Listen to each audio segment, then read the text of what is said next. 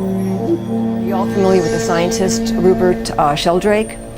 He did this. He wrote this book, Dogs Who Know When Their Owners Are Coming Home. And it was interesting because we don't say the word owner, by the way, because we don't own animals. They're our companions. We want to change our consciousness. You know, right now, unfortunately, dogs and cats are considered our property, and that's why it's so hard. You know, they have no rights, and that's why it's so hard to. It's getting better, though. You know, it's getting better. So what was I saying? Sheldrake. Oh, thank you. He did this really fascinating experiment. And because, you know, the skeptics say, and you know, they've told me, they've said, oh, well, dogs know when you're coming home. Cats, you know, my cat used to wait at the door an hour before I came home.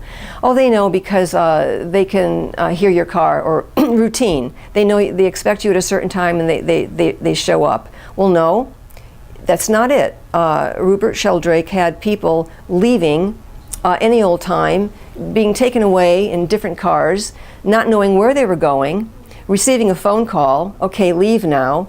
They didn't know when they were going to leave. And a cab, a taxi, a different person would take them back. And every time, under all circumstances, their animal was always waiting at the door. So in fact, the dog is seeing the thought of you leaving the office. They see the thought in your mind. So animals, you know, they're natural psychics, and they're natural empaths, and they're natural healers, and they are teachers. So the other way, the other level, and I'm going to make this brief because I don't want to bore you all, but the other level of how animal communication works is, I'm going to explain a little bit in terms of quantum physics. And I don't know that much about quantum physics. I know about this much, but I find it fascinating. And the first thing is that scientists are finding that every atom in the universe is connected and communicating with the other atom. All atoms are receiving and sending information, bouncing back and forth constantly, and in waves of energy, and it never stops. And they call this entanglement. And they say that even the tiniest photon falling from the stars will be entangled with every atom it meets on its pathway to Earth.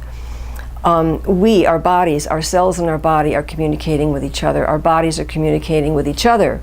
What's fascinating is that the movement never stops. And even at 0 degrees, when things should freeze and become solid, atoms are still moving.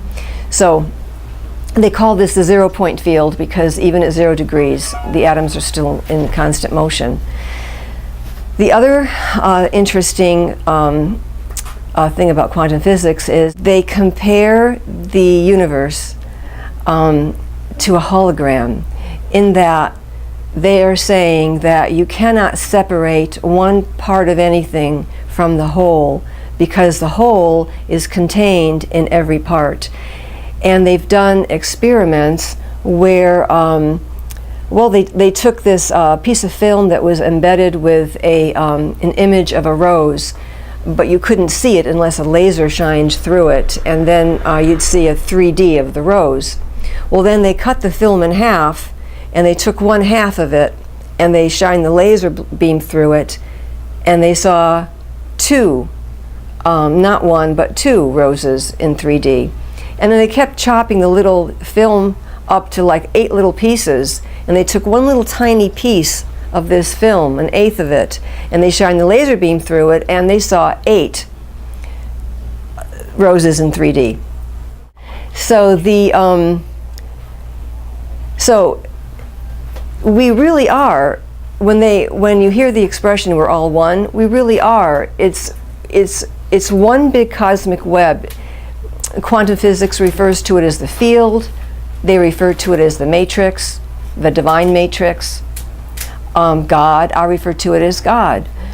And it's in every, God, the presence, the field, the atoms, the energy is in every life form, no matter how tiny. It's everywhere, and you cannot ever be separated from it. It's our bodies that give us that physical illusion of separateness. And I want to read a quote in my own book, I've written a little book about cats and my Zen practice and dying. It's about death and enlightenment.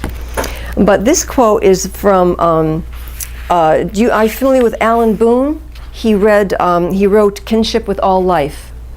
And it's a wonderful book. He didn't even have animals, but he took, I think it was Strongheart. It was a German Shepherd that was in the movies at one time. And I guess the dog was retired, so he took him. And this dog just changed his entire life with in terms of awareness. And what Alan Boone says about the mind, this chapter is entitled One Mind. And Alan Boone says, "The mind of the universe is constantly speaking through all life and for the greater good of all life.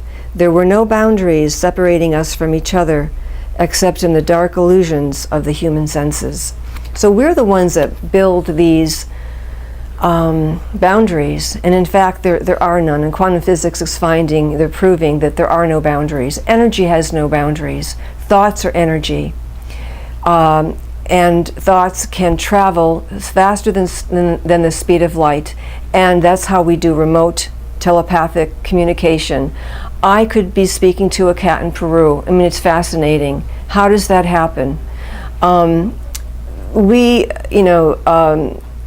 are all energy beings, and if you think of ourselves as in that way, then it really kind of it changes your whole perspective on how you relate to each other and your animals. So let's see. So quantum physics. There's more to say about that, but what I want to say a little bit now about. Well, let me just look on my notes, and I just want to see if I left anything out here. Okay. Oh, yes, very important. Remote viewing. In a nutshell, because it's real complicated and there's many stages to it, but in a nutshell, when I'm working with lost animals, let me begin by saying that I have a photograph, I have a connection with the person, I have their address because I dowse with the pendulum to see the direction the animal has headed and the distance away from where he went missing from. And I have all this information. But when you do a remote viewing, you have no information. They give you a set of 4 numbers. They're called coordinates. And with these 4 coordinates, somehow they're in your subconscious, and then you go into this a theta state. And I'm not really sure if I go that deep. I think I go alpha. I don't think I've reached theta. I don't know. I don't have electrodes attached to my head. But you go into supposedly a theta state, and then when you open your eyes, you just start writing information, and all this information flows out. Where did it come from? Now that's called coordinate remote viewing, but there's also a remote viewing where you don't use numbers.